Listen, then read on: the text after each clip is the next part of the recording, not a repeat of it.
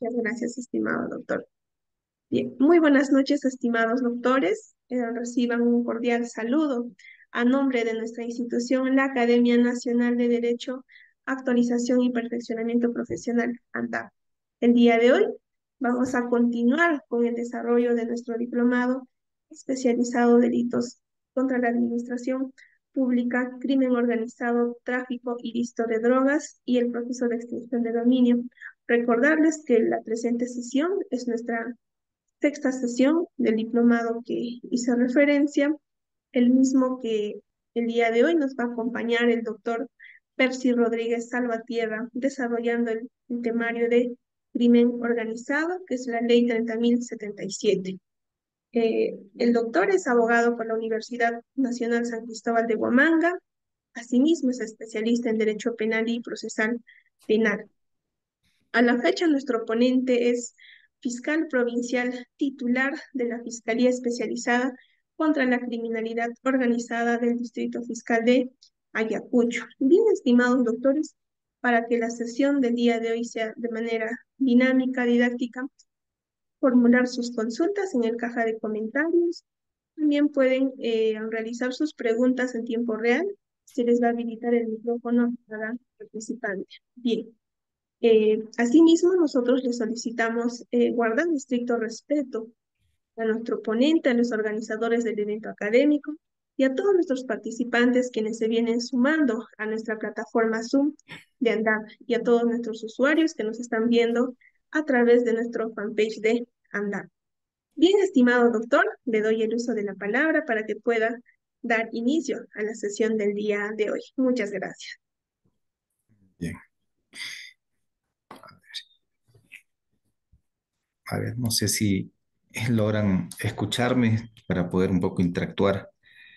Me avisa Suri si estamos teniendo un buen Sí, doctor. contacto. Sí, doctor, sí Ya. logramos visualizar. Bien, ante todo, muy buenas noches con todos los participantes y agradecer a ANDAT por esta invitación para poder desarrollar lo que es el delito de crimen organizado.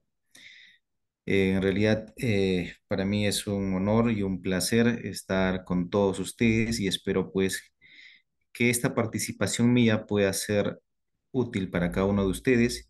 Y en realidad me gustaría más que todo que sea un monólogo, esto que sea un diálogo, que podamos tal vez como un conversatorio poder intercambiar ideas. Desde mi experiencia como fiscal provincial en esta Fiscalía Especializada contra la Criminalidad Organizada de Ayacucho, creo que me permite de alguna manera pues transmitirles ciertas experiencias tanto en el campo práctico y también en cuanto a los conocimientos que nos ha permitido pues adquirir durante estos años que venimos ejerciendo desde el año 2017 en esta Fiscalía Especializada. Es decir, tengo más o menos ya 7 años en la Fiscalía de Crimen Organizado y esperemos pues, como vengo diciendo, que esta sea un diálogo más que solamente vaya direccionado de mi parte alguna información que les sirva. Si me permiten, voy a hacer una presentación para dar inicio a mi participación. A ver.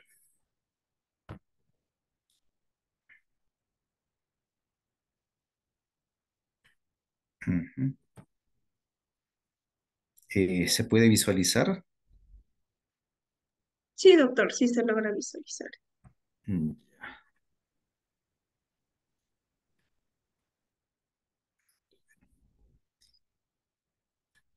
ratito para...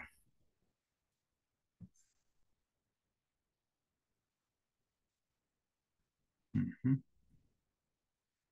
A ver, permítanme hacer la pantalla completa.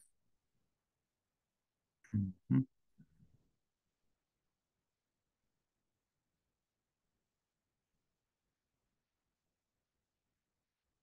¿Se ve bien la pantalla o solamente una parte? ¿Podría agrandarlo, doctor, su pantalla, por favor? A ver, estoy tratando de hacer eso.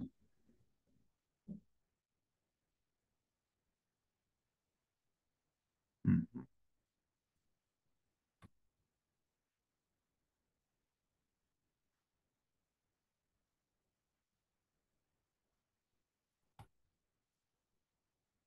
A ver, no me sale la pantalla completa.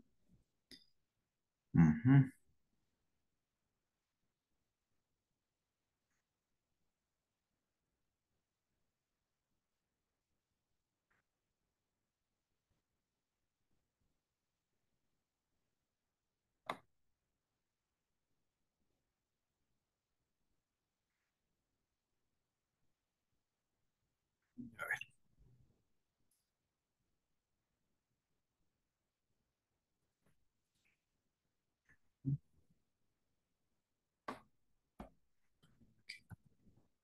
Está saliendo arriba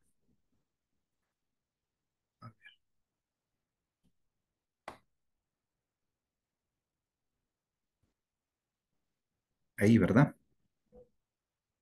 Ahora sí, Mm, perfecto.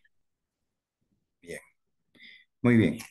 Eh, a ver, vamos a dar inicio con algunas imágenes de repente un tanto que podría generar sensibilidad a algunas personas, pero sin embargo esto es la realidad de lo que nosotros vemos cuando una organización criminal ejerce algunas acciones cuando se van en contra de sus intereses.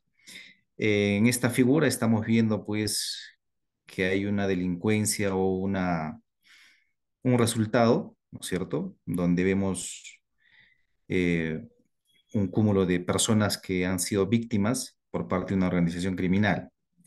Entonces, esto no es una delincuencia común, no es una delincuencia que nosotros normalmente estamos acostumbrados a trabajar, sino estamos frente a un grupo de personas que se valen de ciertas especialidades o de repente de personas que son sicarios, si es que ellos necesitan para poder cumplir con sus finalidades, no tienen ninguna duda para poder valerse de estas organizaciones, es decir, que tienen una capacidad económica para de alguna forma pues contratar este tipo de personas y lograr sus propósitos.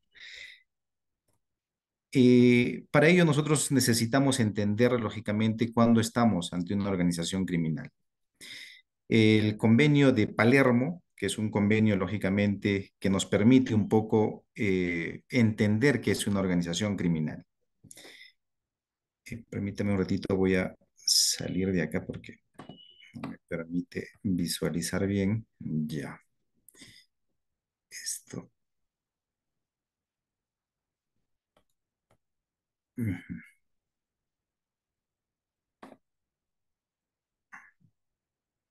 Bien. El convenio de Palermo, en el artículo 2 define qué es una organización criminal.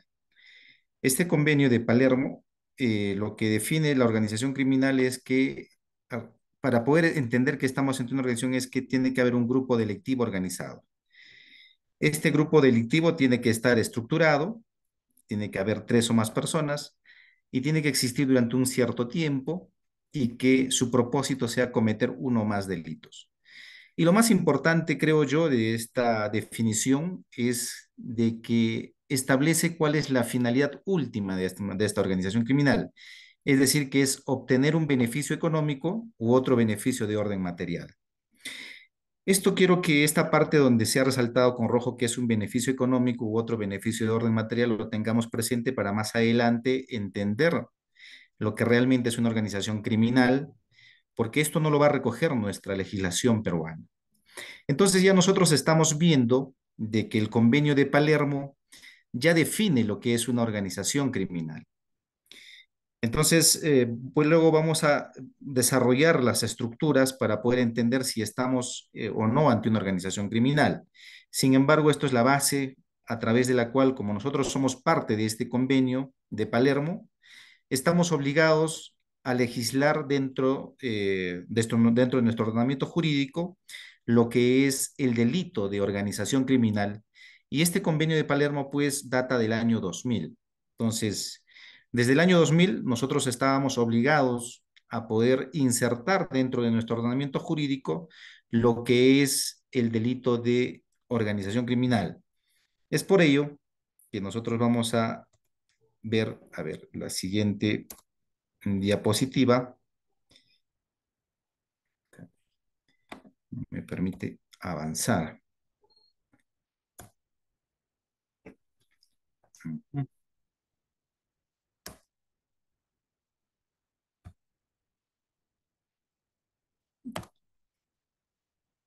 A ver.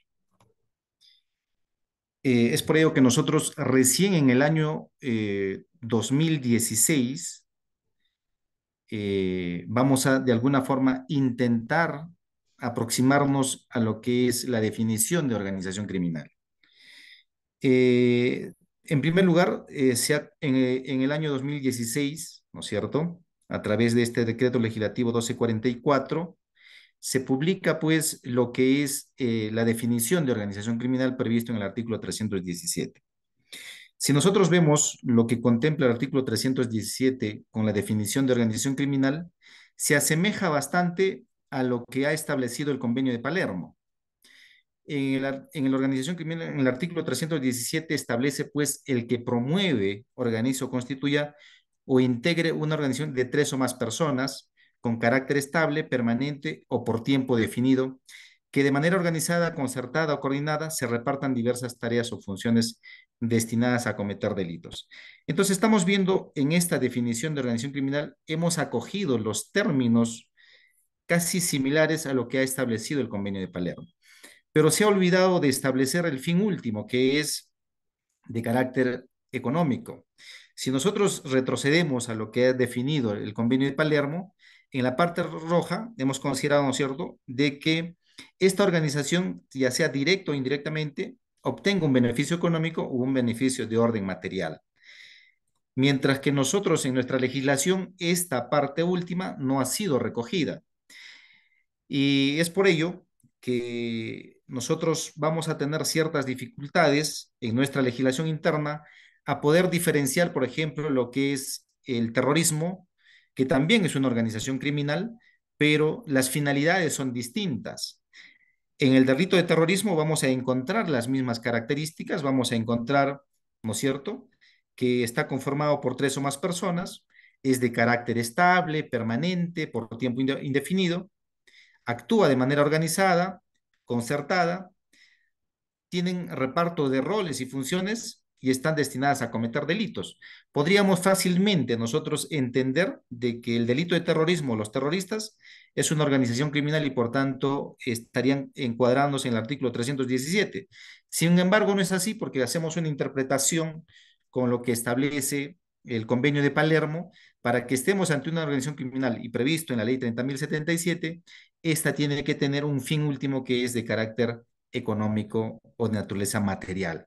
Entonces, por eso la diferencia entre el delito de terrorismo y organización criminal, porque el delito de terrorismo, su finalidad última es más de naturaleza ideológica o política y hasta religiosa podríamos ver en otros casos o en otras organizaciones terroristas. Entonces, es por ello que el delito de terrorismo tiene su propia legislación.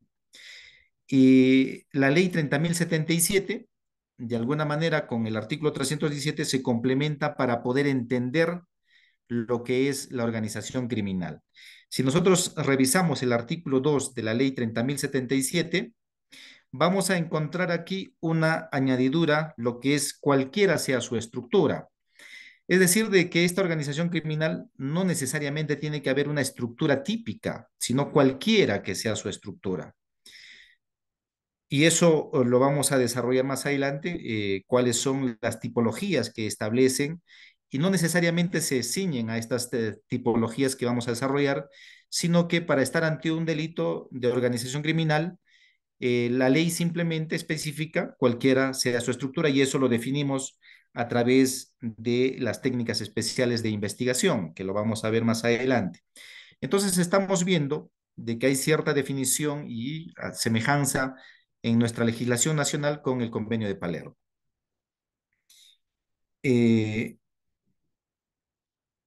Estos son los elementos que podríamos definir de lo que nos establece nuestra ley 30.077, es decir, de que para estar ante una organización criminal se requiere, pues, en cuanto a la cantidad de personas en la participación, exige pues de 3 a más personas. A diferencia de la banda criminal que lo que pide o lo que exige es 2 o más personas, ¿no? Más o menos vamos adelantando ciertas diferencias en cuanto a lo que es la organización criminal. El reparto de roles también es una exigencia de nuestra legislación, es decir, de que las personas que integran una organización criminal tienen que tener roles o reparto de tareas dentro de los fines de esta organización. El tiempo tiene que ser de carácter estable o por tiempo indefinido. Si una organización criminal se constituye con una finalidad única, ¿no es cierto?, de poder cometer un delito o 2 delitos y luego fenece, no estaríamos ante una organización criminal, sino estaríamos ante un delito de coautoría, porque finalmente un grupo organizado estarían coordinando y actuando de manera organizada, que valga la redundancia, solamente para poder cometer un solo delito. Pero en cambio, cuando estamos ante una organización criminal, este carácter, o sea, esta finalidad de concertación de los grupos que conforman esta organización es por tiempo indefinido o de carácter estable. Tiene que existir, ¿no es cierto?, cierta concertación, coordinación en su actuación y finalmente la finalidad de esta organización es cometer uno o más delitos graves, las que están señaladas en el artículo 3 de la ley 30.077. Esto no significa que una organización criminal necesariamente tiene que constituirse para cometer varios delitos. Es decir, en pluralidad de delitos no estamos diciendo, o sea, lo que estamos hablando acá es uno o más delitos, no significa de que hay una especialidad. Es, por ejemplo, se puede constituir una organización criminal para poder cometer el delito de tráfico ilícito de drogas. Entonces, hay una especialidad de esta organización que es traficar, ¿no es cierto?, con estas sustancias y solamente se dedica a cometer un solo delito, pero de manera permanente, lógicamente con reparto de roles, con la participación de 3 o más personas, de manera coordinada. Puede haber también organizaciones que lógicamente pueden cometer 2 delitos, no solamente el delito de tráfico, ilícito de drogas, o sea, en cuanto a esto, y también pueden dedicarse de repente paralelo al tema del delito de lavado de activos. Entonces estamos viendo que pueden cometer uno o más delitos graves, ¿no es cierto? Entonces vemos pues que estas organizaciones pueden cometer uno o más delitos. Estos son los delitos que están establecidos en el artículo 3 de la ley 30.077. Sí, con confianza, por favor, los que están levantando la mano, no sé si Suri podríamos, por favor, antes de ir avanzando, puedan compartir sus inquietudes e ir avanzando. Podríamos, sí, por favor, Enrique, con todo gusto.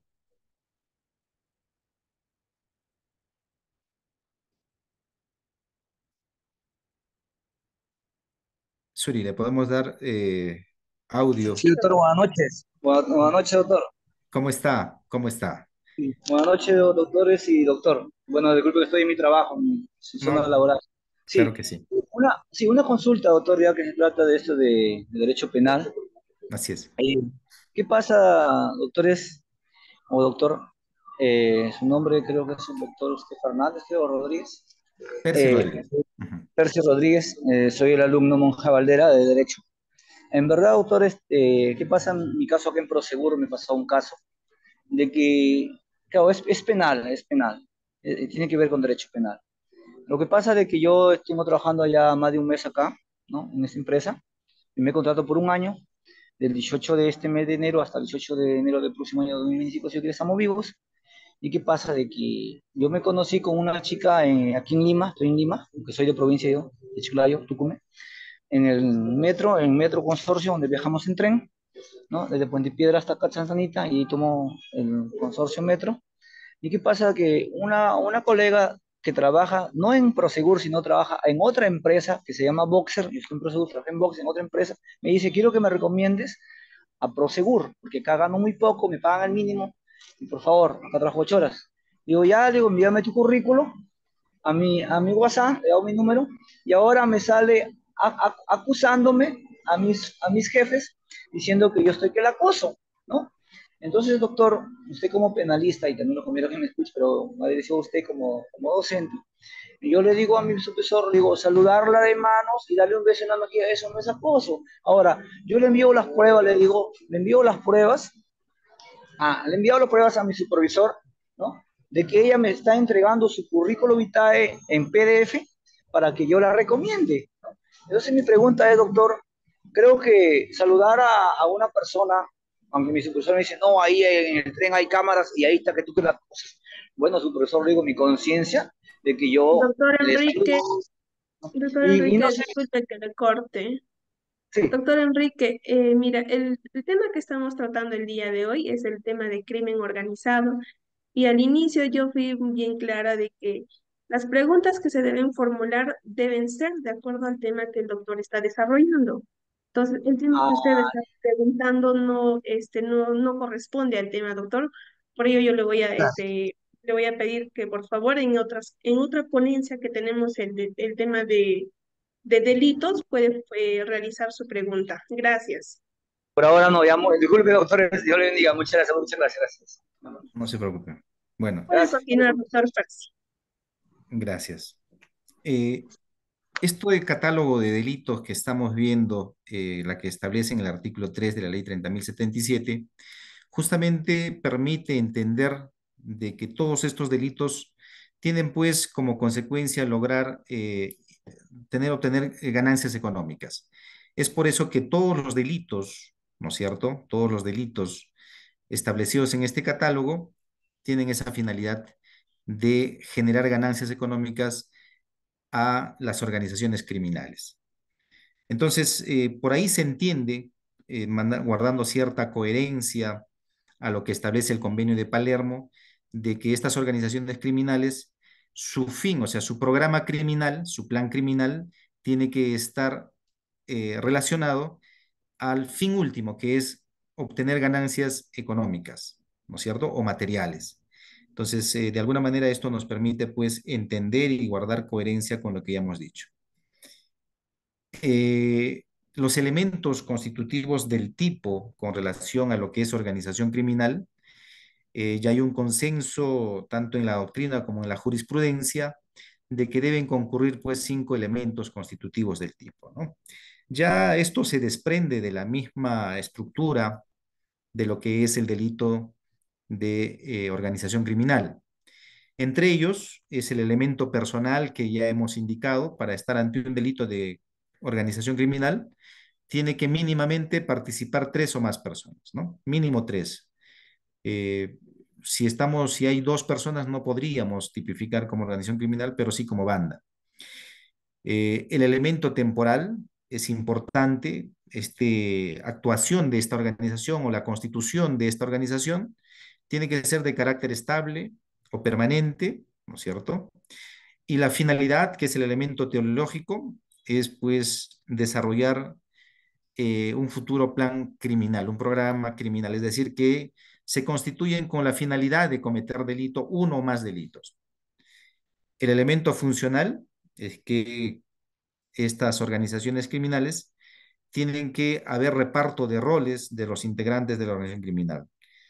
Y el elemento estructural es el elemento que permite definir que toda organización criminal debe estar compuesto por una cierta estructura, cualquiera sea su estructura, dice, no necesariamente una estructura definida, porque podemos entender nosotros, por ejemplo, hay una estructura de tipo piramidal o la clásica, ¿no? Que hay un líder y que hay lugartenientes, hay personas que ocupan un mando medio y las que ejecutan y las que podríamos entender. Pero hay otro tipo de organizaciones o tipos de estructuras que vamos a ver más adelante, pero para poder estar ante una organización criminal, lo que la norma exige, y según la ley 30.077, es que cualquiera sea su estructura. Y eso lo vamos a nosotros definir de lo que se desprende de las técnicas especiales de investigación.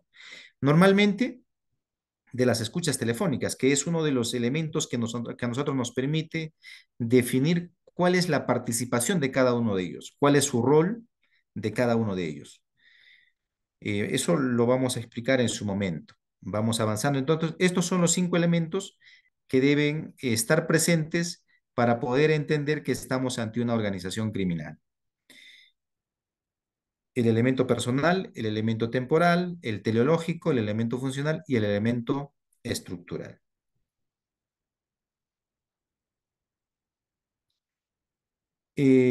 Vamos a ver lo que es la diferencia entre lo que es banda criminal y organización criminal.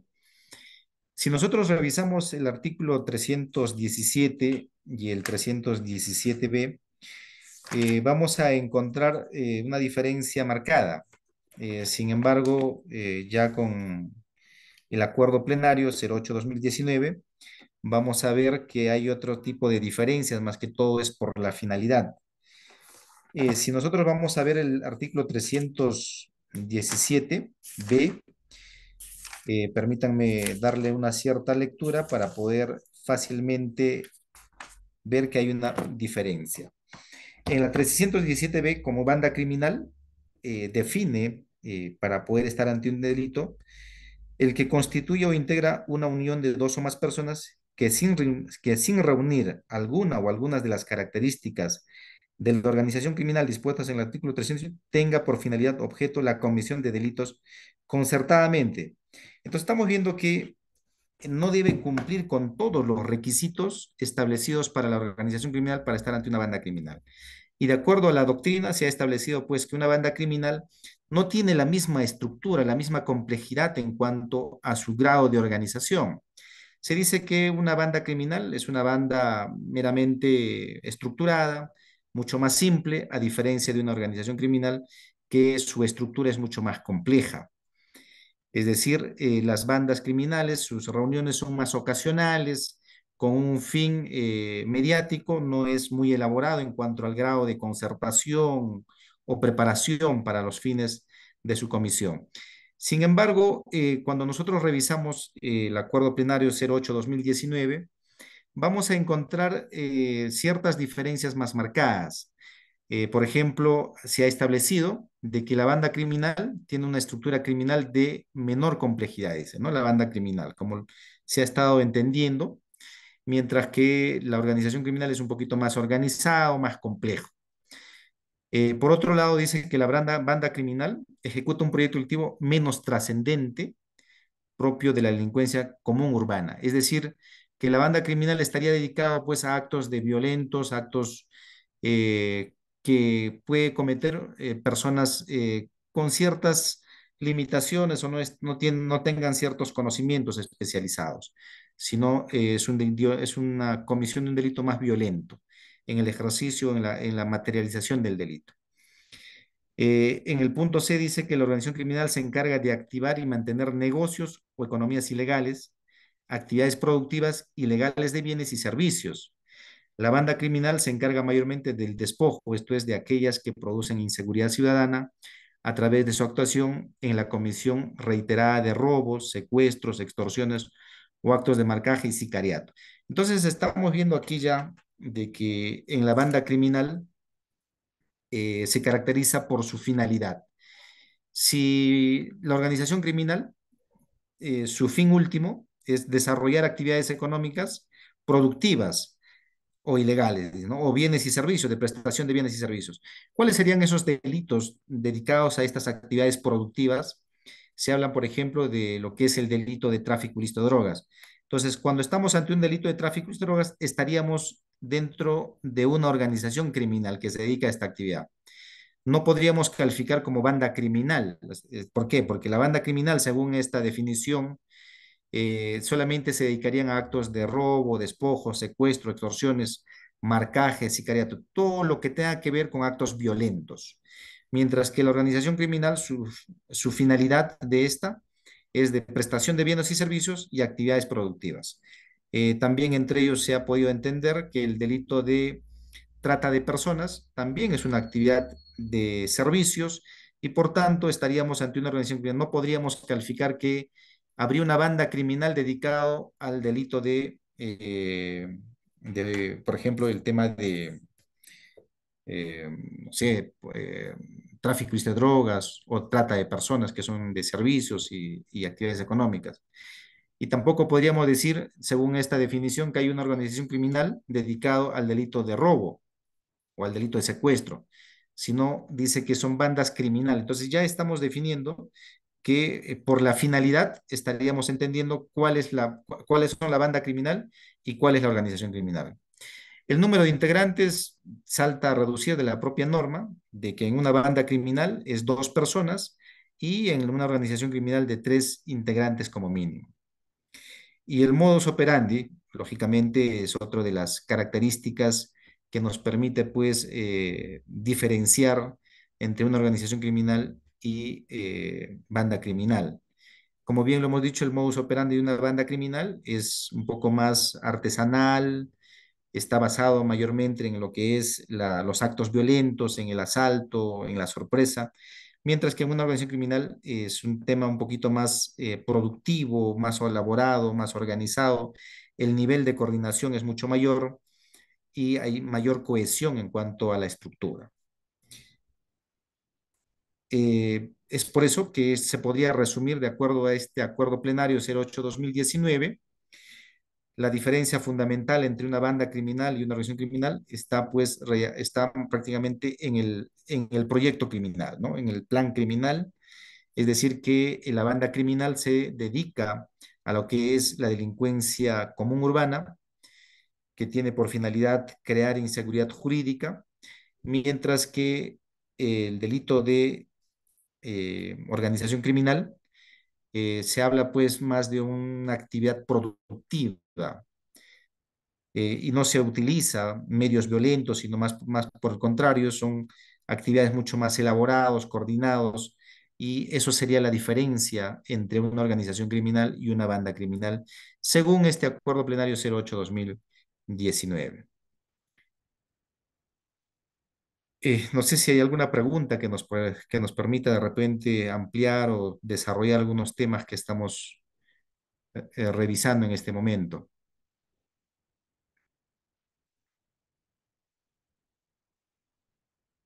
Bien. Eh, Se ha definido 5 tipos de organización criminal. Estas organizaciones criminales, según, bueno, esto es un estudio que se hizo por el Centro, ¿no?, de Prevención Internacional del Delito y el Centro de Investigación Interregional de Delitos y Justicia de las Naciones Unidas. Eh, Estas instituciones, a través de un estudio a nivel internacional, han llegado al consenso de que existiría 5 tipos de organizaciones criminales. Una jerarquía estándar, una organización o una tipología de jerarquía regional, otro de agrupación jerárquica, el cuarto que es de grupo central o empresas criminales flexibles y finalmente el último, red criminal. Y lógicamente cada uno de estos tiene sus propias características o peculiaridades que lo diferencian para poder nosotros entender en qué tipo de organización criminal podríamos encajar ciertas actividades delictivas. El primer tipo, que es la jerarquía estándar, estamos hablando de una jerarquía, pues, de tipo piramidal. Si nosotros vemos una pirámide, vamos a encontrar en la parte más alta al líder de esta organización. Esa jerarquía o ese liderazgo es claramente definida. Hay una disciplina interna, es decir, de que las órdenes propaladas o dadas por el líder de esta organización se deben cumplir. Hay una disciplina interna que lógicamente hay un grupo que hace cumplir estas órdenes de la persona o del líder que da estas órdenes. A veces se caracterizan porque obtienen o tienen una denominación común esta organización. Está relacionado fuertemente entre ellos, hay cierta eh, coordinación para poder protegerse entre ellos y emplean la violencia para sus actividades tipológicas. Yo he tenido un caso en la cual hemos podido calificar esta jerarquía estándar o de tipo piramidal en un caso de usurpación agravada aquí en Ayacucho. en esta zona de Ampampa. Ahí vemos nosotros claramente que estábamos ante una jerarquía estándar porque había un líder que era pues la persona que era encargada de dar las órdenes, y luego debajo de ello habían dos lugartenientes que eran las personas encargadas de hacer cumplir las órdenes del líder. Luego debajo de estos lugartenientes habían pues las personas que se hacían llamar los comandos, que eran la parte violenta o la parte armada, que en caso de que no haya cumplimiento de la orden, este grupo de comandos obligaban a las personas a cumplir con las órdenes dictadas por esta. Entre ellas, entre las órdenes era, por ejemplo, de que tenían que pernoctar en el lugar, otra de las órdenes eran de que ellos tenían que dar cuotas semanales o mensuales, tenían que dotar de ciertos productos.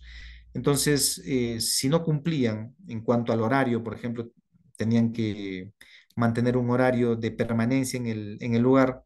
Entonces, si no había un desacato de esa orden, este grupo que se hacían llamar comandos es que de alguna manera les obligaba a cumplir. Entonces estamos viendo de que sí se cumplían claramente todas estas características que estamos desarrollando en una jerarquía estándar. A diferencia de la otra tipología que es la jerarquía más que todo de tipo regional. En la jerarquía regional también es de alguna manera de tipo piramidal, pero sin embargo tiene ciertas características que lo diferencian a la clásica o estrictamente a la de tipo piramidal propiamente dicha. Aquí en esta jerarquía regional también hay un líder, sin embargo hay una línea de comando centralizado, es decir, de que hay grupos que representan a estas regiones que se someten al líder. Eh, esta agrupación regional de alguna manera tiene cierta autonomía para tomar decisiones y que estos grupos ejercen pues cierta influencia en una determinada área geográfica y muchas veces sus ejecuciones son simultáneas en diferentes actividades.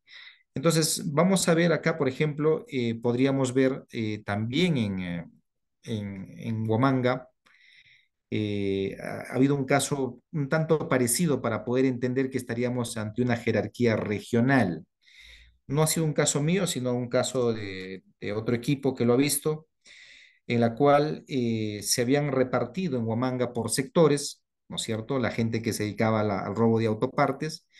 Entonces ya había dos sectores.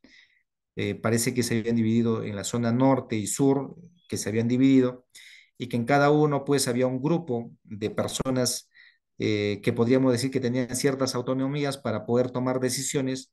Sin embargo, estas dos regiones, que sea el norte y sur, estaban sometidos a un líder, a una cabeza que obedecía. Y que este líder, ¿no es cierto?, de esta organización es la que finalmente toma de decisiones sobre estas dos. Entonces podríamos hablar ahí de que estaríamos ante una jerarquía regional, pero si vemos en otros lugares, como por ejemplo un poquito más organizado en la parte del norte, en Trujillo, en la cual hay personas que se dedican pues a extorsionar y que inclusive ponen ciertas etiquetas para poder ver de que hay organizaciones criminales que se dedican a extorsionar a los taxistas. Hay otra organización criminal que se dedican a extorsionar de repente a los empresarios. Entonces, sin embargo, todas estas personas tienen sus propias regiones donde una no puede influir en la otra, ¿no? Sin embargo, hay una cierta concertación entre ellos para poder actuar de manera concertada o coordinada. Entonces, estaríamos en estos casos ante una jerarquía de tipo regional y no de tipo piramidal. Lógicamente, también tiene ciertas características a la piramidal esta, pero con ciertos matices, ¿no? La agrupación jerárquica es otra de las tipologías que establece, en este caso, eh, estas dos instituciones, donde explican cada uno de ellos cuáles serían las características para estar ante una agrupación de tipo jerárquica. En este caso hay una integración de varios grupos criminales, hay decisiones y acuerdos colegiados, el grupo principal ejerce mayor identidad. Es decir, acá es que hay varios grupos, hay varias organizaciones, ¿no es cierto?, que tienen autonomía, al igual que en el tipo regional, pero sin embargo ellos envían a sus representantes para que puedan tomar decisiones de manera colegiada, que forman un consejo de representantes. Este grupo que toma decisiones siempre van a estar sometidos, hay un grupo principal que tiene pues mayor identidad o mayor injerencia, y finalmente es el que toma la decisión final si es que habría esa necesidad, ¿no? Entonces todos estarían cumpliendo los acuerdos de este Consejo de Representantes que envían cada uno de estas agrupaciones o grupos criminales.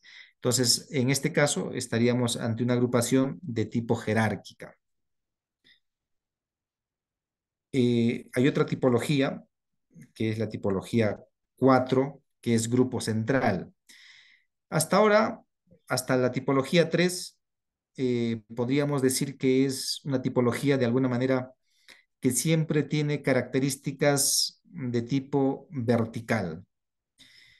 Es decir, de que siempre va a haber una orden, un mando, un grupo que dirige o un comité, como es en el tipo regional y también del tipo jerárquica. Como estamos viendo, hay un consejo de representantes que toman ciertas decisiones y que el resto de los integrantes tienen que dar cumplimiento a estos acuerdos. Pero ya en el grupo central es un tanto más flexible, o sea, es una relación más horizontal. En este grupo hay un núcleo central, ¿no es cierto? Núcleo central, que la relación de este grupo sería más flexible. Es un número limitado de integrantes, es entre 20 o 15 o 20 personas. La estructura es horizontal, cohesionada. Se habla de una pequeña dimensión, posibilita la disciplina interna por consenso y carece de identidad social o étnica. Dice, rara vez adoptan un nombre específico, como en las otras sí, de alguna manera, pues sus integrantes tratan de diferenciarse a través de algunas denominaciones. En este caso no, es un tanto más flexible, los integrantes son personas que tienen conocimientos especializados en determinadas materias para poder mantener cohesionado a un grupo central. Y finalmente tenemos la tipología 5, la red criminal, que también es de tipo flexible, donde pues la característica común de ella es de que las personas que las integran son personas con alta especialidad y que de alguna manera pues van reformándose de acuerdo a sus propias necesidades. Si por ejemplo hay una suerte de disociación o lo detienen al hombre clave, ¿no es cierto? Al hombre líder de esta organización, inmediatamente se reestructura esta organización, aparece un nuevo líder y se reestructura. Entonces, estos son las 5 tipologías que se ha establecido de acuerdo a estos estudios internacionales, en la cual pues a nivel internacional se habría establecido estas formas de organización. Santiago, con todo gusto.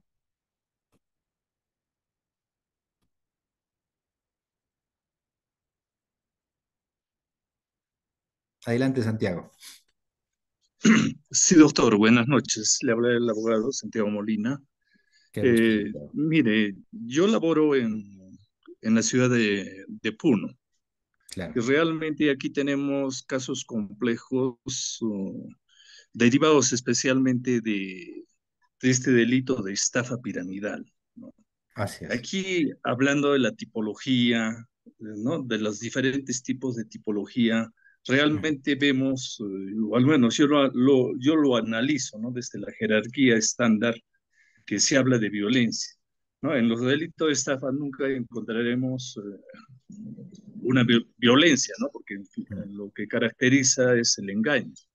En todo caso, referido a las otras tipologías, al final de cuentas creo que todo se hace en forma, en su mayoría verbal, ¿no? No hay nada por escrito. Así Inclusive es. las reuniones o acuerdos se realizan en forma clandestina. En todo caso, en este tipo de ilícitos, ¿dónde encajaría, ¿no? Este grupo de personas que realmente se dedican a estas actividades para obtener, ¿no? Porque en sí la finalidad es el beneficio, ¿no? Al final de cuentas, podríamos considerar que es el beneficio económico que van a lograr con la disposición patrimonial que realizan las personas supuestamente agraviadas. Gracias, doctor.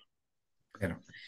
Gracias, Enrique. A ver, eh, yo creo que tenemos que entender, no siempre se van a cumplir todos estos elementos, porque finalmente lo que se trata para poder es nosotros entender que estamos ante una organización criminal es cualquiera sea su estructura. Tenemos que tener en claro eso para poder ver que si estamos ante una organización criminal. No siempre vamos a definir qué tipo de organización es, porque eso no es un elemento del tipo que nos exige lo que es el delito de organización criminal, sino definir una estructura de organización. Si nosotros vemos en este tipo de estafas de tipo piramidal, lógicamente estamos ante una organización de tipo estándar, pero no habría pues el elemento de violencia para sus actividades tipológicas. No por ello vamos a dejar de pensar que estamos ante una jerarquía estándar, porque vamos a entender de que hay una persona que dirige toda esta organización, ¿no es cierto? Hay un líder y debajo de ese líder, en este tipo de personas, hay siempre los lugartenientes que le hacen llamar o las personas que permiten coadyuvar a estos fines.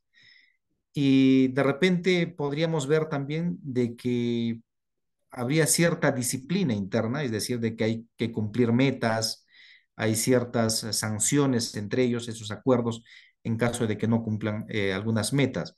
Por eso cada organización tiene su propia tipología y su propia estructura. Por ello, nosotros tenemos que basarnos a lo que dice la ley 30.077 y definir la estructura de una organización, que haya un nivel de coordinación. Lo que yo entiendo y lo que debemos entender es que la organización criminal es una actividad de tipo empresarial. ¿Esto qué quiere decir? De que va a haber un grupo de personas que se van a coordinar, eh, cometer delitos de manera permanente, de manera estable y que su propósito va a ser obtener ganancias económicas. Entonces, eso no va a constituir, lógicamente, no, si es que nosotros hacemos una comparación con una empresa, esto pues no va a estar en un documento, ¿no? Normalmente estos son acuerdos internos, acuerdos verbales, como bien lo ha dicho el que ha participado, y que van a cumplir ciertos roles o funciones cada uno de ellos. Entonces, yo creo que las estafas que normalmente vemos, el de tipo piramidal, que son las estafas de esta, en el caso, por ejemplo, hemos visto de repente, a ver, estas estafas eh, que se han visto de ventas de pasajes o ventas de servicios, en la cual les ponen las metas a cada uno de ellos y que a través del engaño van obteniendo pues personas que se van adheriendo a este grupo y que finalmente esto termina pues siendo un engaño, ¿no? Entonces vemos ahí de que habría una estructura de tipo piramidal. Inclusive los líderes de esta organización no solamente están a nivel nacional, sino internacional también. Hay estafas de tipo piramidal a nivel internacional. Vamos a continuar con lo que es ya las técnicas especiales de investigación que nos van a permitir a nosotros conocer cómo entender que estamos ante una organización criminal. Cuando nosotros investigamos a una organización criminal, no podemos hacerlo a través de una investigación tradicional o clásica, como se hace pues para los delitos comunes.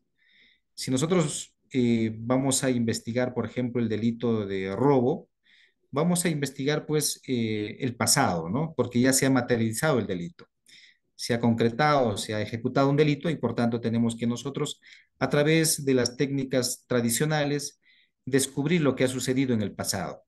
Para ello, pues, tomaremos declaraciones, recabaremos de repente algunos videos, algunas pericias, para poder descubrir el pasado. Mientras que para poder nosotros investigar una organización criminal, nosotros tenemos que utilizar las técnicas especiales de investigación para poder descubrir lo que esta organización está para materializar, porque tiene un plan criminal. Es decir, de que uno tiene un proyecto criminal que va a materializar en el futuro. Y nosotros tenemos que, a través de estas técnicas, poder descubrir lo que esta organización viene materializando a lo largo de su permanencia en el tiempo. Es por eso que estas técnicas especiales nos van a permitir conocer el plan criminal de la organización criminal. Y lógicamente entre ellos tenemos que descubrir los elementos que exigen, entre ellos el elemento personal, el elemento funcional, el estructural, el teleológico, entre otros. Y estas técnicas especiales de investigación tienen que estar basado principalmente en estos tres principios de subsidiariedad, necesidad y proporcionalidad. Es decir, de que nosotros vamos a utilizar estas técnicas especiales de investigación cuando no existan otros medios de investigación convencional que nos posibiliten conocer, lógicamente, la participación o detectar a los autores o identificar a las mismos.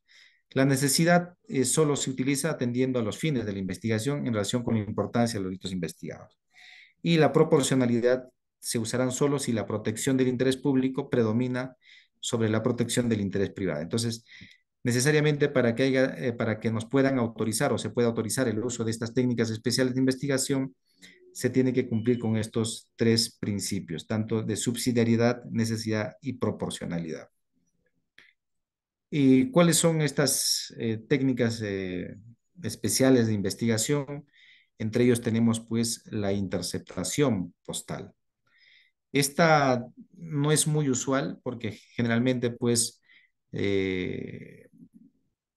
las organizaciones criminales muy difícilmente ya utilizan esta forma de medios para poder cometer estos delitos, es decir, de que puedan mandar encomiendas, puedan mandar postales, ¿no es cierto? Que dentro de su comisión de delitos, normalmente estos ya utilizan otro tipo de medios, pero sin embargo, si es que hubieran postales que ellos utilizan, nosotros tendríamos que, antes de intervenir, solicitar una autorización judicial y ya una vez obtenido la autorización judicial, tendríamos que pues incautar la correspondencia, ¿no es cierto?, vinculada al delito que es materia de investigación. Si es que no tenemos la autorización judicial, podríamos incautar y una vez incautado no podríamos nosotros aperturar estas correspondencias hasta que tengamos la autorización judicial. Entonces, el plazo para que pueda el juez emitir esta autorización es el plazo de 24 horas. Una vez que tengamos esta autorización, nosotros nos acercamos a estas empresas que se dedican a lo que es el envío de postales y tendríamos que aperturar y si guarda relación, tendríamos que proceder con la incautación y si no hay ninguna vinculación a la actividad o al delito que estamos investigando, podemos cerrar y dejar que ésta continúe con su circulación. Pero si está relacionado a otros delitos que no es materia de investigación por parte de la Fiscalía, pero sí constituye delito, tendríamos que poner conocimiento a la Fiscalía Penal de turno para que ellos puedan desarrollar su investigación con respecto a esos delitos. Las otras son las intervenciones de las comunicaciones. Sabemos pues que esta técnica de investigación es una de las principales fuentes de investigación que nos permite a nosotros conocer casi todos los elementos del tipo de lo que exige para poder comprender que estamos ante una organización criminal. Con las intervenciones de las comunicaciones vamos a saber que una organización está compuesta por más de tres personas, tres o más personas, porque vamos a entender de que de acuerdo al grado de comunicación, las comunicaciones relacionadas a un tipo penal, vamos a definir que estarían participando tres o más personas en estas coordinaciones a través de estos medios de comunicación. También vamos a ver la finalidad, vamos a poder desprender de las comunicaciones, es decir, saber que esta organización se dedica a una actividad delictiva, ya sea tráfico de drogas, o de repente el delito de, no sé, podría ser el delito de robo, de usurpación, trata de personas, entre otros delitos que están establecidos en el artículo 3 de la ley 30.077. Vamos a poder saber también la estructura de esta organización, es decir, el nivel de coordinación, quién es el líder, vamos a poder saber si es una organización de tipo piramidal o de tipo flexible, si su rol de funciones es estándar o de repente es un tipo flexible donde vamos a poder entender de que una persona integrante de una organización puede cumplir diferentes funciones dentro de ella. Entonces, también nos permite conocer esta técnica, este elemento de lo que es el rol de funciones, la estructura, el elemento personal, el elemento teleológico. Entonces, es por ello que esta técnica especial de la investigación creo que es la más importante que nos permite descubrir lo que es una organización criminal. El procedimiento para poder nosotros tener la autorización judicial es que tiene que haber un informe policial y este informe policial debe estar debidamente motivado a efectos de que el fiscal solicite el requerimiento ante el juez a efectos de que autorice el levantamiento del secreto de las comunicaciones. El plazo máximo que puede autorizar el juez es de 60 días. Una vez que nos autoriza, nosotros inmediatamente comunicamos a la Oficina de Apoyo Técnico Judicial que se llama Constelación para que esta resolución sea ejecutada. Y las autorizaciones que nos da el Poder Judicial son de dos tipos, ¿no? El de tipo real, que es las intervenciones comunicaciones, en la cual escuchamos en tiempo real, y las otras en tiempo histórico, o sea, las comunicaciones históricas. Las comunicaciones históricas son las que aparecen, pues, las llamadas entrantes y salientes que habrían sostenido durante un tiempo las personas. Esto solamente nos permite a nosotros, de alguna manera, definir cuál sería la estructura de una organización y el grado de comunicación a través de una pericia, ¿no es cierto?, de lo que es el cruce de llamadas. Es decir, la cantidad de veces que se ha comunicado una persona con otra nos va a poder definir a través de las intervenciones de la comunicación de tiempo histórico. Si una organización criminal está conformada por 4 personas, vamos a poder nosotros saber a través de las comunicaciones históricas que estas 4 personas durante un periodo de tiempo, por ejemplo, durante un mes, se han comunicado de manera fluida, ¿no es cierto? Juan con Pedro durante un mes se han comunicado en 10 oportunidades. Pedro con Mario en 20 oportunidades. Y eso vamos a poder saber con estas comunicaciones históricas y luego finalmente tratar de establecer las comunicaciones que han sido fluidas o no entre estas personas que son integrantes de una comunicación. Mientras en tiempo real estas comunicaciones son transcritas en unas actas de comunicaciones, las cuales son seleccionadas por la fiscalía, que es el encargado del control de las comunicaciones. La otra de las técnicas especiales de investigación es la circulación y entrega vigilada de bienes delictivos. Sabemos pues que estas organizaciones criminales muchas veces trafican con objetos como mercancías ilícitas, por ejemplo, el tema de drogas o de repente armamentos, o puede ser insumos químicos fiscalizados. Y si nosotros tenemos personas que son los agentes especiales, que están dentro de la organización y tenemos el control de estos bienes, podemos autorizar de que estos bienes ilícitos puedan circular a nivel nacional, pero ello con la finalidad de poder, de alguna manera, pues, conocer el modus operandi, identificar las personas que participan en todo el proceso del transporte o circulación de estos bienes ilícitos.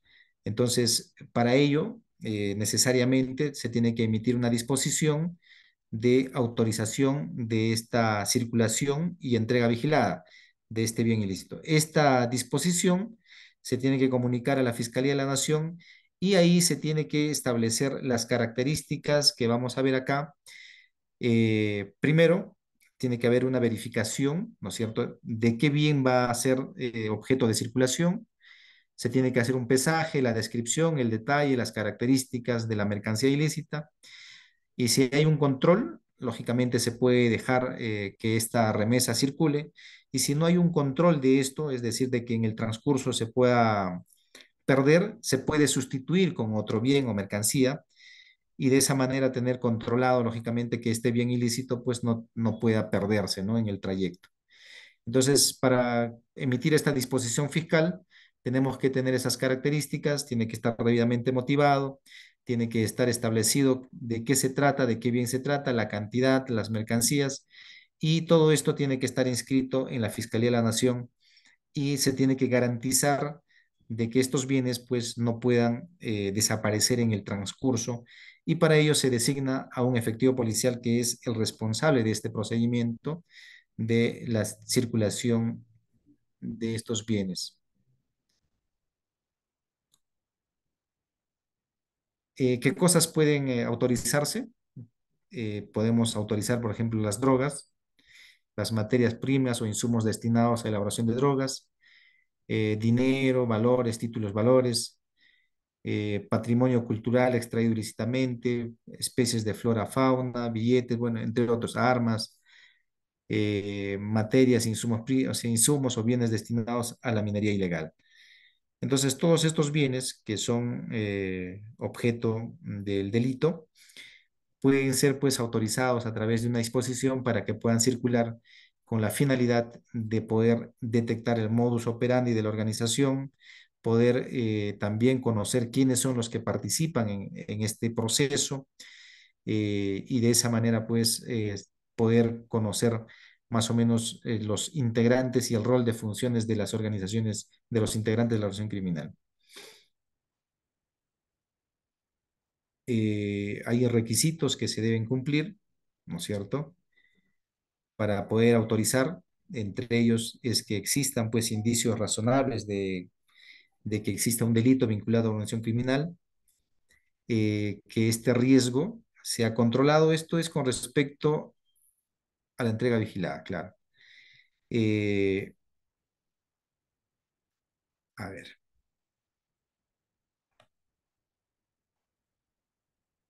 La otra técnica especial es el de agente especial.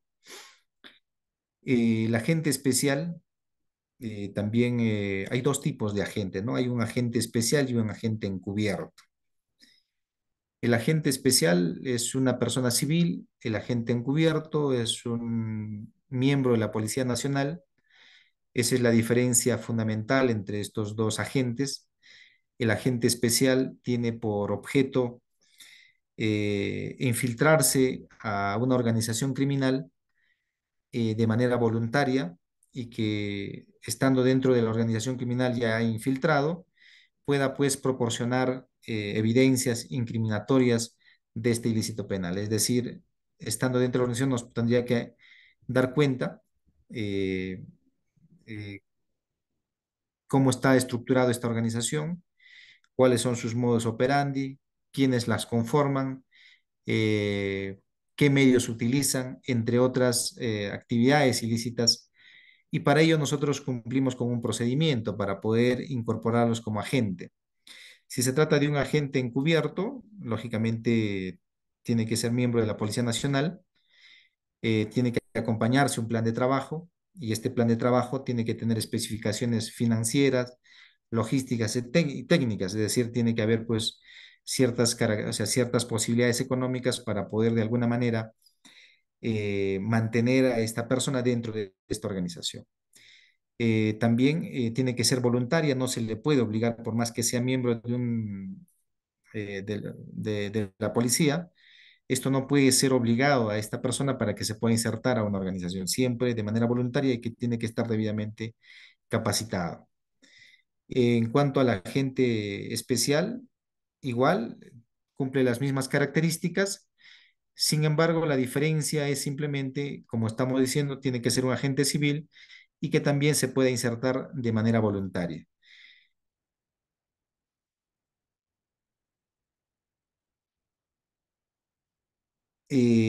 Entre ellos también, otro de los requisitos es de que estas personas que van a ser incorporadas como agentes no tengan pues antecedentes criminales o si es que es efectivo policial, antecedentes disciplinarios, ¿no?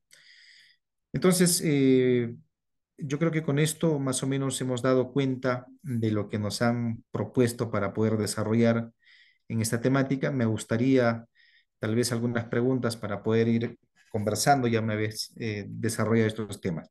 Con esto yo he cumplido con el desarrollo del tema que se me ha encargado. Santiago. Sí, doctor. Doctor Percy, realmente una inquietud. Si bien es Sí. cierto, no ha tratado este tema, pero lo usual, lo que he visto en la investigación fiscal, es el hecho de que eh, en diligencias preliminares se solicite una detención preliminar, ¿no? Se pide Así la es. autorización al órgano jurisdiccional pertinente y el mismo otorga. Ujú. ¿Qué sucede, no? En este caso solicita para 6 personas y son retenidas 3 personas. Se les autoriza por 10 días. Y luego, cuando ya está por vencerse el término, ¿no?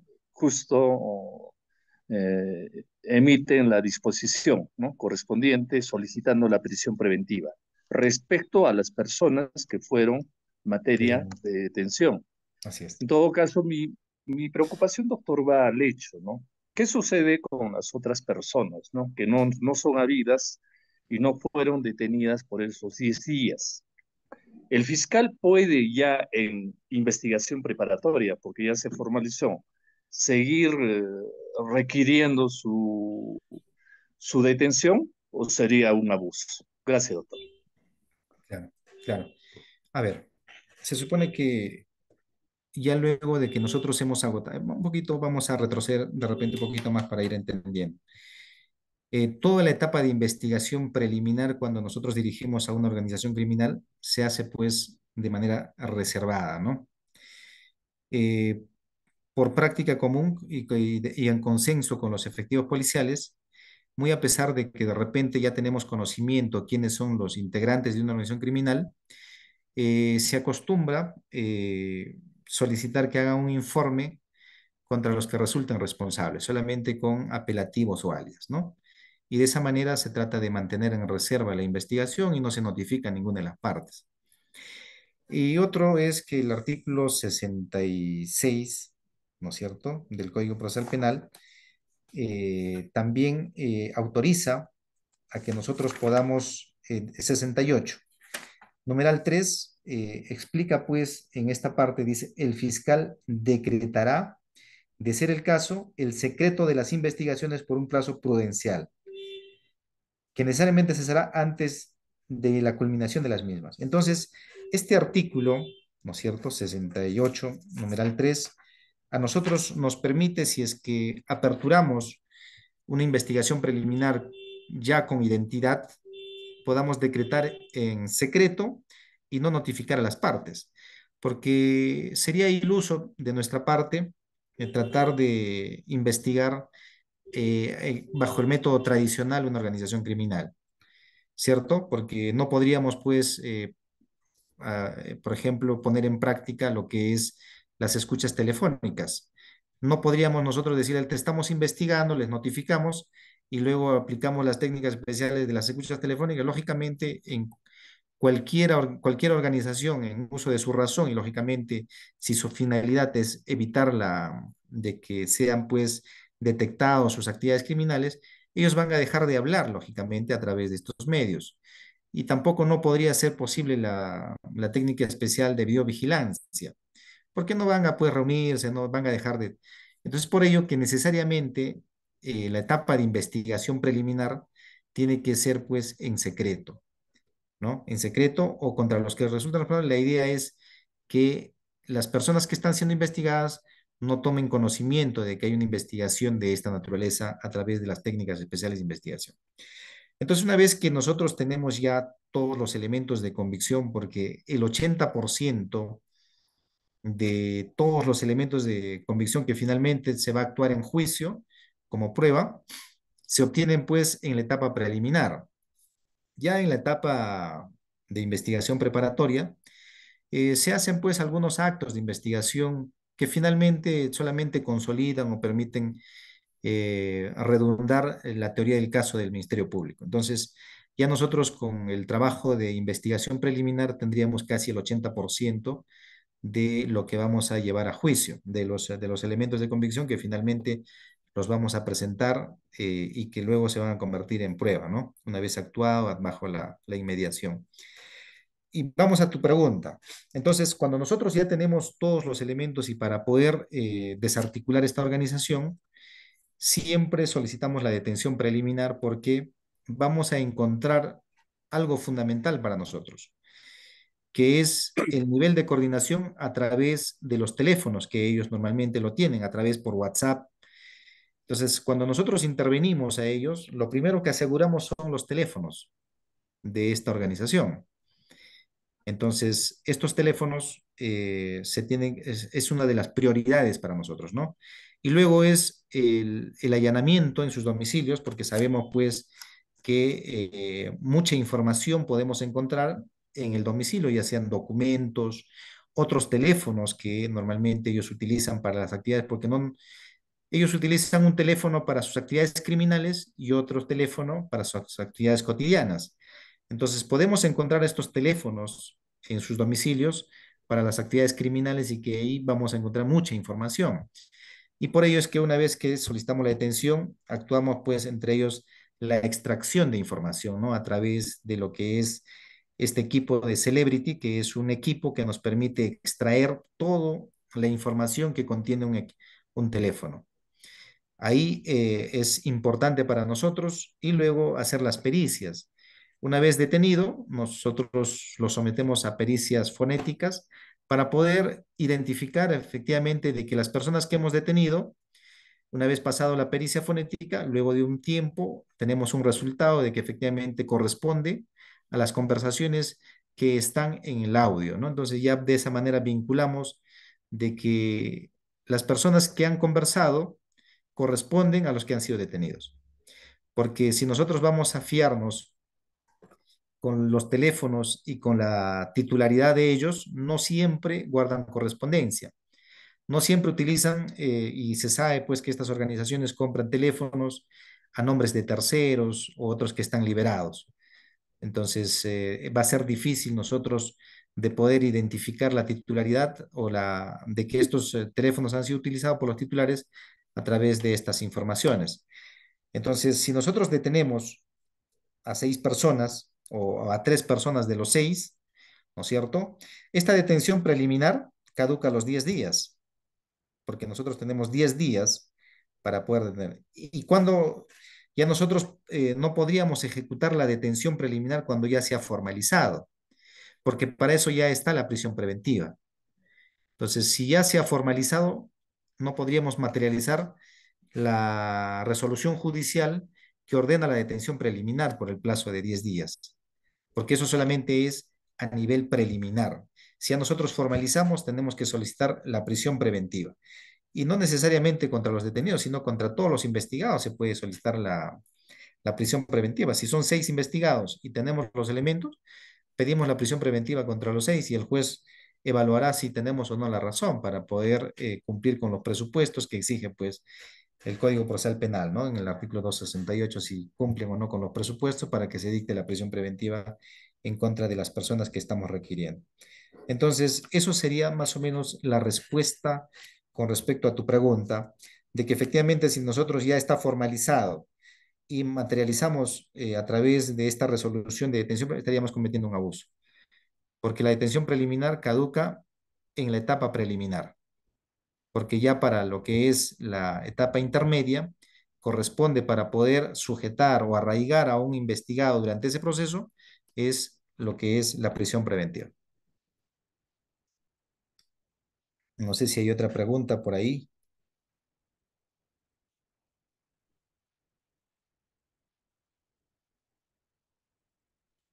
Doctor Adelante, Carlos.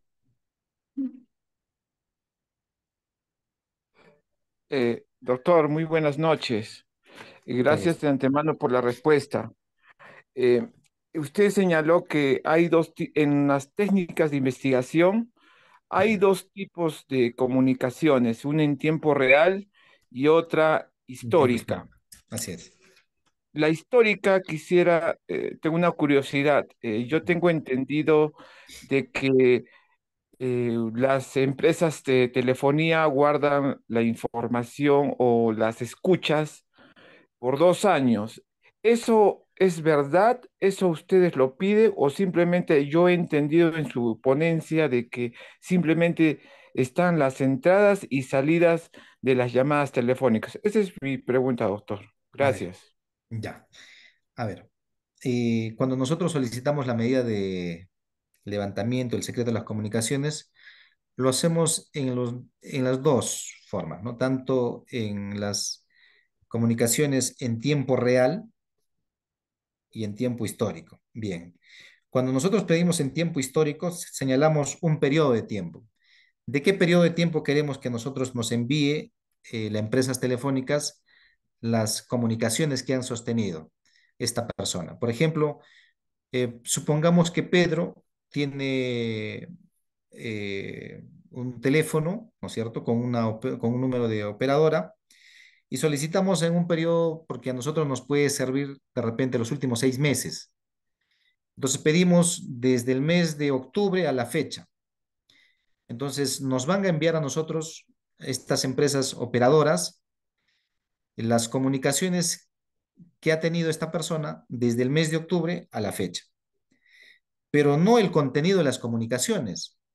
A veces nosotros creemos de que esas comunicaciones que ellos han tenido, es decir, el contenido de las comunicaciones, Pedro que ha conversado con Juan de repente con respecto a un delito de, no sé, pues de un transporte de droga, eso no está registrado, eso no queda grabado, solamente queda registrado las llamadas entrantes y salientes, o sea, lo que Pedro ha llamado a Juan, ahí aparece el tiempo que ha durado esa conversación, de qué lugar a qué lugar más o menos de acuerdo a las antenas se puede saber si Pedro ha llamado de dónde, si estando en Ayacucho, en más o menos de acuerdo a la antena te va a dar cierta aproximación, y la otra persona que ha estado de repente en Lima, en qué lugar más o menos es que ha recibido esta llamada. Solamente ese tipo de información nos van a dar. Entonces, ¿para qué nos sirven a nosotros estas llamadas entrantes y salientes durante un periodo de tiempo? Para solamente saber el nivel de coordinación, la frecuencia de comunicaciones que hubo entre Pedro y Juan durante un tiempo. Y eso nos va a permitir a nosotros saber de que ha habido pues ciertas coordinaciones, ¿no?, entre estas dos personas. Hay comunicaciones frecuentes entre ellos. Mientras que en el tiempo real sí queda grabado las comunicaciones y eso es en tiempo, es que si nosotros ingresa a Constelación el número de abonado, ¿no es cierto? Entonces, a partir de que ingresa a Constelación, recién queda grabado todas las comunicaciones que hay, que sostiene esta persona, a partir de la fecha en que entra al sistema. No, si no está autorizado, no puede esta unidad de Constelación registrar ninguna llamada de ninguna persona. Claro que anteriormente hemos visto pues los chuponeos que son ilegales, ¿no? Eso no se pueden utilizar y eso es totalmente contrario al ordenamiento jurídico en el sentido de que si no hay una autorización judicial, estas interceptaciones telefónicas de manera ilegal no pueden ser utilizadas. Eso es con respecto a tu pregunta. Adelante, hay 3 personas más que han levantado la mano. Con todo gusto. Sí, doctor, buenas noches. ¿Me escucha? Claro, claro. Sí, doctor, trata del tema ya del que está dictando organización criminal. ¿Escucha, Ujú. doctor? Sí, sí. Sí. Doctor, una consulta de que en verdad el doctor, el juez Carguancho, que fue mi docente en un diplomado igual que usted, ¿no? Un diplomado, Ya. pero fue en físico en el Colegio de Chiclayo, Ujú. pero que va a conocer al juez Carguancho, más conocido como el juez que tiene su nombre Sí, que le pusieron porque lo metió preso a la señora Keiko, sí. ¿no? Eh, ¿Por qué, doctor? Mi pregunta es, el caso de Keiko, como también de la señora Keiko, como también del señor presidente, expresidente Pedro Castillo, Ujú. ¿Es política? De los dos, ¿es política? Con todo respeto, esta pregunta que le voy a hacer, doctor, ¿es política? ¿O, o en verdad es verdad, como dice el fiscal Pérez y el fiscal Vela, que hay audios, hay pruebas, hay evidencias, hay indicios, que esta señora es la líder de una cabeza de una organización criminal, como es los cócteles, como es las boticas y como es por lavado de activos y etcétera, doctor? ¿Eso es verdad o es política? Y el caso de Pedro Castillo también, con todo respeto, que lo estamos llevando con los abogados que hago mis prácticas acá en Lima, ¿no? Ujú.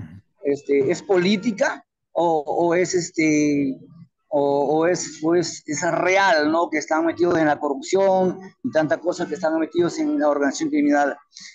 Aparte de eso, doctor, ¿por qué cuando el juez Carguancho, mi profesor que fue también un diplomado de búsqueda ahora, ¿por qué cuando mi profesor juez Carguancho, él metió preso a la Keiko, cuando ya entró el nuevo gobierno, agarraron, lo sacaron ya de que ya deje de llevar el caso de Keiko? ¿Eso es política, doctor, con todo respeto? ¿O es que es en la vida real, es verdad? Esa era mi pregunta, doctor. Gracias, gracias. A ver, yo te voy a responder desde la parte objetiva, porque nosotros como fiscales tenemos la obligación de actuar con objetividad. Eso implica, pues, de que tenemos el deber de la carga de la prueba, ¿no? Si no tenemos evidencias, no podríamos solicitar la prisión preventiva. Hay que cumplir con ciertos requisitos. Si la señora Keiko ha estado en el penal y que el juez ha dictado una prisión preventiva en contra de ella, es porque ha cumplido con los presupuestos o los requisitos que exige la norma para poder dictar una prisión preventiva. Y entre uno de los requisitos es que haya graves y fundados elementos de convicción vinculados a la comisión de un delito, ¿no es cierto? En este caso, se le ha imputado de que es líder de una organización criminal. Entonces entiendo yo, porque yo no he tenido acceso a la carpeta, pero de lo que hemos tomado conocimiento de los medios de comunicación y de las resoluciones, es que efectivamente hubo pues graves y fundados elementos de convicción que le vinculan a ella como miembro de una organización criminal. Eso es lo que un juez ha advertido y el criterio que ha tenido, ¿no? Ahora, si es política o no es política, lógicamente eso ya es un tema que corresponde al fuero interno de cada ser humano, ¿no? Entonces, lo que nosotros como fiscales y como jueces estamos obligados es actuar con objetividad. Eso es lo que puedo decirte con respecto a tu pregunta.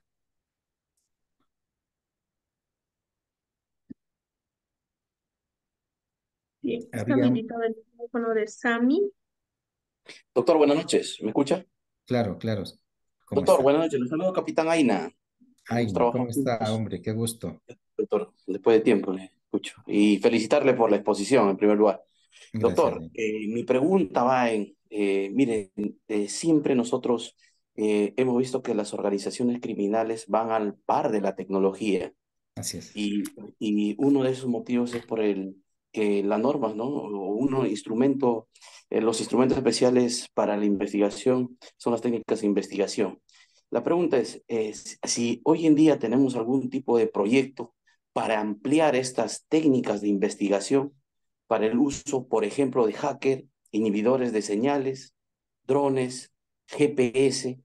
¿Tenemos algún tipo de proyecto, doctor? Porque estos instrumentos a nosotros de verdad bastante nos facilitaría para poder eh, investigar a organizaciones criminales, ¿no? Ujú.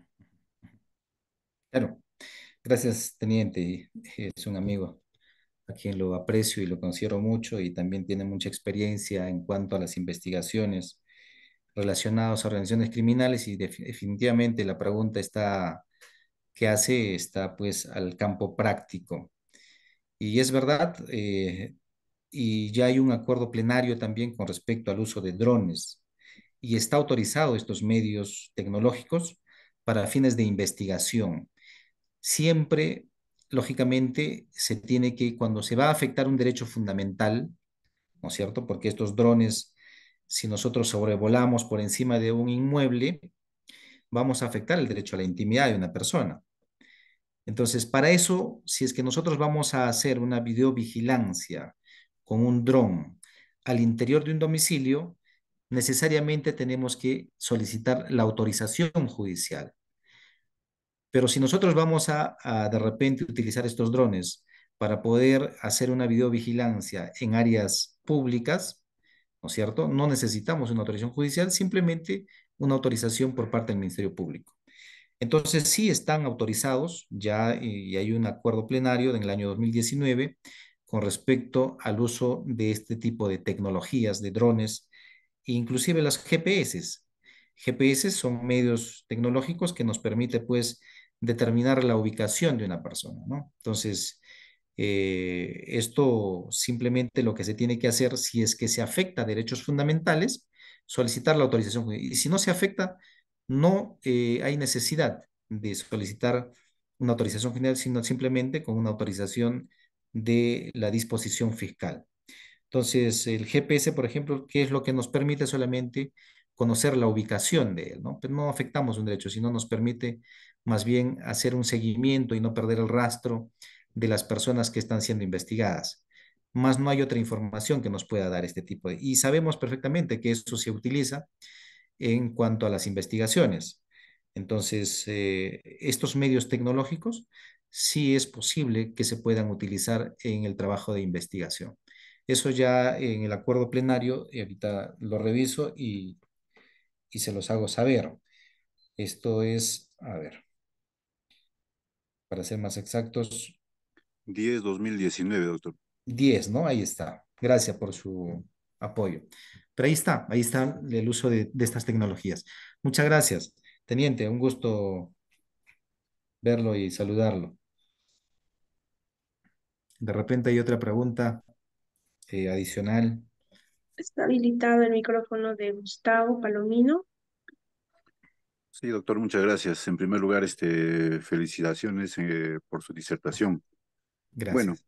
hay varias situaciones en este caso, ¿no? Por ejemplo, la verdad, en este caso, el acuerdo plenario, en este caso, 1/2017 de la Sala Nacional, que prácticamente nos ilustra sobre los elementos de una organización criminal, ¿no? Los 5 Así es. elementos, los cuales usamos nosotros, tal vez en el litigio, tanto en la fiscalía como los jueces, para Así determinar es. al menos, pero hay muchas situaciones. Por ejemplo, doctor, en el tema, en el elemento temporal, por ejemplo, Ujú, ujú. ¿hasta cuándo? ¿Hasta cuándo, por ejemplo, es esa permanencia? ¿Hasta la intervención por la fiscalía, la detención preliminar? ¿O pudo haber existido, por ejemplo, en este caso, un ejemplo, hasta el 2019, por ejemplo, ¿no? Eso es una de las preguntas desde cuando nosotros ¿cómo se llama? Lo tenemos en cuenta. Otro, doctor, tenemos que tener en cuenta, por ejemplo, que una organización criminal, usted bien ha indicado de que, por ejemplo, por las llamadas telefónicas, obviamente tenemos o se tiene bastante información del movimiento, en este caso, de una organización. Sin Así es. embargo, por ejemplo, también es muy importante el tema de los agentes especiales, ¿no? En este caso, prácticamente a las personas que se les capta o que trabajan dentro de una organización que también, o sea, son personas pues arrepentidos, personas que quieren apoyar a la justicia, ¿no? En este caso las personas especiales que prácticamente dan información de todo el tipo de movimiento. Y eso Así hemos es. visto, por ejemplo, en tema de drogas, ¿no? En ese caso. Ahora, doctor, en este caso, por ejemplo, que estamos hablando en el tema de los drones, el acuerdo plenario 10/2019, a mi parecer, por iniciativa legislativa, debería positivizarse estos, ¿cómo se llama? Estas técnicas especiales de investigación, ¿no? Porque obviamente los drones, la verdad, ayudan bastante en una investigación. En un tema para saber, por ejemplo, seguimientos, para hacer lugares, para saber, por ejemplo, las ubicaciones de las personas, todo eso. Y como usted bien lo ha indicado, obviamente a veces se vulnera el derecho de la intimidad. Y en eso hay una cierta discusión, porque, por ejemplo, el acuerdo plenario de 2019 es una doctrina jurisprudencial. Pero, ¿qué más, por ejemplo, por iniciativa legislativa, que se encuentren o se añadan, por ejemplo, dentro de la 30.077 como una técnica especial, ¿no? Que están plasmadas obviamente en el artículo 7 de la 30.077 estas técnicas especiales de investigación? A mi parecer, doctor, por ejemplo, estos acuerdos plenarios ayudan bastante o son más o menos como una prueba piloto de cómo funcionarían estas técnicas especiales de investigación para poder tal vez posteriormente positivizarlos. Porque obviamente usted sabe, ¿no? Los acuerdos plenarios, por ejemplo, en algunos momentos ha sido de discusión, por ejemplo, el tema de la prescripción, que ya prácticamente lo ha indicado que es ilegal, pero que deja salvo, por ejemplo, a los jueces decidir en ese tema de la prescripción. Ha habido toda una discusión hace un tiempo atrás. Eso es una opinión, doctor, que espero que lo tenga en cuenta. Gracias. Gracias. Creo que yo también estoy de acuerdo con que qué mejor si lo legislamos, pues este tipo de técnicas, ¿no? Porque no es suficiente que haya pues un acuerdo plenario y se autorice y lógicamente se analice de que es conveniente también usar este tipo de tecnologías. Ahora con el avance de las ciencias y todo ello, pues nos permite a nosotros conocer, por ejemplo, la última vez nosotros tuvimos una intervención en el BRAE de un cargamento de droga y, y se nos perdió el vehículo que estaba transportando y hemos podido nosotros ubicarlos con estos drones. El ejército tiene drones más o menos que pueden pues sobrevolar por lo menos 10 a 20 kilómetros de distancia. Entonces, desde la oficina uno puede más o menos hacer trabajos de campo también de esta naturaleza, ir y verificar y a 10 kilómetros, ¿no? Entonces, se puede ubicar los laboratorios, se pueden ubicar las personas que están transportando y si estas personas tienen personal de seguridad o no, y eso nos permitiría a nosotros, y lógicamente, eso tendríamos que tener no solamente el ejército, sino también la policía de investigación. A veces los drones que nosotros o que se dotan a los efectivos policiales son drones pues no tienen esa tecnología como del ejército, ¿no? Solamente permiten sobrevolar de repente a 1 kilómetro, 2 kilómetros. Y qué mejor si nosotros tenemos ello, poder utilizarlo. Entonces, esto coadyuvaría bastante al trabajo de campo también en el descubrimiento de la verdad de estas organizaciones criminales que nos llevan mucha ventaja porque estas organizaciones criminales, como bien decía, de que su propósito es obtener ganancias económicas y no son pues nada despreciables, sino que son grandes ganancias económicas y ellos tienen todas las tecnologías para poder de alguna manera salvaguardar sus trabajos o sus intereses. Entonces, nosotros si queremos combatir con ellos, tenemos que tener también los medios necesarios. Por ejemplo, el tema de los WhatsApp. Es un problema que hasta la fecha no podamos interceptar las comunicaciones por WhatsApp. Y valga la verdad, la gran mayoría de estas organizaciones criminales ya tienen conocimiento de que las llamadas de señales abiertas son interceptadas y todos se comunican por estos medios de comunicación. Y lamentablemente el Estado está pues todavía postergando y todavía no han aprobado para que se pueda interceptar este tipo de comunicaciones, tanto WhatsApp u otras redes sociales. Como lo hacen en Estados Unidos, lo hacen en Colombia, en otros países ya lo están haciendo estas interceptaciones. Simplemente no hay una voluntad política por parte del Estado de poder pues priorizar este tipo de trabajos, ¿no?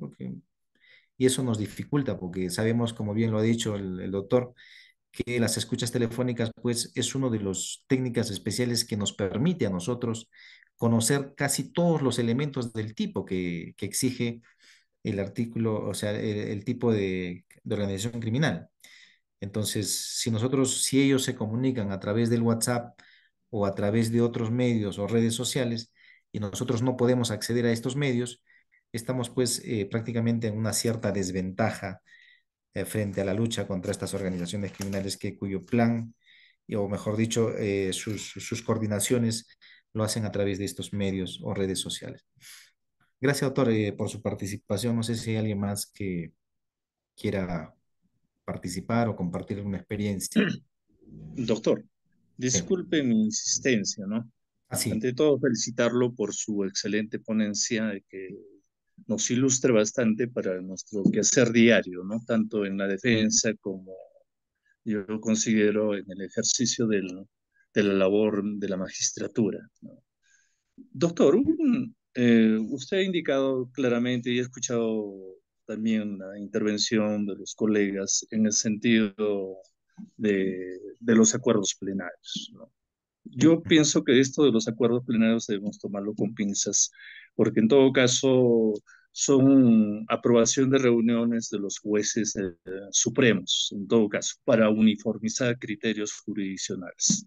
En todo caso, pero que no va, puede ser, ¿no? Tomado como referencia para efecto de presentación de Claro, no son iniciativas. vinculantes, no son Así vinculantes. es, no son vinculantes. Doctor, aparte, una preocupación, porque yo también tuve la oportunidad de elaborar en el Poder Judicial hace años atrás, ¿no? Y uno de los problemas que siempre se ha presentado ha sido el juicio de tipicidad, ¿no? Al final de cuentas, existe bastante confusión para subsumir la conducta denunciada en el tipo penal correcto, ¿no? Inclusive, en esto, mire, le vuelvo a reiterar, ¿no? Aquí en la ciudad de Puno, se ha dado bastante, yo pienso que a nivel nacional, ¿no? Esto de las estafas, ¿no? Vuelvo a incidir en este tipo penal de las estafas, ¿por qué? Cometido por, ¿no? O empresas o asociaciones que están, ¿no? Inscritas en la SUNAR, pero para realizar otras actividades, ¿no? Por decir. Y sin tener autorización alguna de la Superintendencia de Banca y Seguros o conocimiento de la Superintendencia de Mercado y Valores, se dedican al rubro de inversiones. ¿Qué sucede, no? Firman un contrato no solamente con una persona, sino varias. Y se ha comenzado a presentar las denuncias del caso que son materia de investigación por parte de las fiscalías. Pero ¿qué sucede? En primer lugar, se ha visto este caso que han ido por ante la Fiscalía Corporativa Penal, ¿no? Que no es especializada. ¿Y qué ha sucedido? Les han declarado al término de las diligencias preliminares, ¿no? No ha lugar a formalización. ¿Por qué? Que dice, hay un contrato de por medio y previamente tiene que acudir a la vía civil. Pero ¿qué sucede? Las personas no se han quedado tranquilas, no han interpuesto ningún recurso en contra de esa disposición y simplemente se han ido a la Fiscalía Especializada de Crimen Organizado presentando denuncia por organización criminal, indicando de que el delito de estafa se encuentra considerada dentro de la criminalidad organizada, según la ley 30.077. Así es. En ese caso yo veo que no hay uniformidad de criterio, ¿no? Por un lado es rechazado y por otro lado es admitido. ¿Tiene futuro esta investigación? A ver. El Ministerio Público, esa teoría del caso sea aceptada por el Poder Judicial y se emita la sanción correspondiente, esa sería mi duda. Gracias, doctor. Gracias, gracias, Santiago. Mira, yo creo que si nosotros vamos ante una fiscalía penal, ¿no es cierto? Como lo ha hecho inicialmente el denunciante, fácilmente el que no conoce de repente de los elementos constitutivos del tipo y las técnicas especiales de investigación, va a decir pues que esto es de naturaleza civil, porque hay un contrato, hay un acuerdo de las partes, ¿no es cierto? Y por tanto no habría estafa y todo ese tema. Pero si nosotros analizamos desde el punto de vista de la organización criminal, entonces vamos a ver de que efectivamente esta organización, ¿no es cierto?, instrumentalizando una persona jurídica, estarían bajo el supuesto, ¿no es cierto?, supuesto contrato, estarían pues ellos prácticamente dedicándose a lo que es la estafa. Entonces, si nosotros aplicamos ahí las técnicas especiales de investigación, vamos a nosotros identificar, porque nosotros vamos a investigar a esta organización en plena actividad, mientras que las fiscalías penales tienen por objeto investigar el pasado, lo que ha sucedido, lo que ha acaecido, y para eso utilizan las técnicas comunes o tradicionales, mientras que las fiscalías especiales de crimen organizado y lo que permite la ley 30.077 es que esta organización está vigente. Es una organización que tiene un plan criminal, que tiene una actividad, ¿no es cierto?, que va a desarrollar y está desarrollando en el presente y tiene un plan criminal para desarrollar en el futuro, porque tiene una permanencia en el tiempo. Entonces, si nosotros vamos a trabajar con escuchas telefónicas, seguramente nosotros vamos a encontrar de que estas personas están instrumentalizando a esta persona y que a través de estos pseudos contratos estarían pues prácticamente induciendo error y cometiendo el delito de estafa.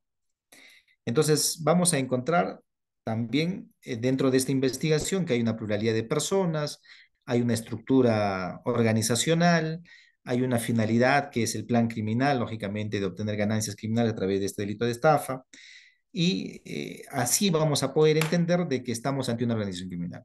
Porque recordemos pues que las organizaciones criminales están compuestas, dependiendo del tipo de la finalidad a que se dedican, por personas pues profesionales, especializadas. Hay personas que conocen del derecho, hay personas que conocen de repente la profesión de la administración, que van a tratar de maquillar y evitar pues la impunidad, lógicamente, ¿no? O sea, tratar de lograr la impunidad y de esa manera no ser descubiertos por las autoridades o por la fiscalía. Pero para eso es que se utilizan estas técnicas para poder de manera reservada y en secreto descubrir las actuaciones de esta organización. Lo que estarían maquillando a través de una apariencia de una empresa y que se dedicarían a una actividad ilícita cuando en realidad todo eso es una estafa, ¿no? Entonces, yo creo que eso es la ventaja de una investigación de esta naturaleza a través de estas técnicas especiales. Muy bien, no sé si hay alguien más, si no, ya para dar por concluido.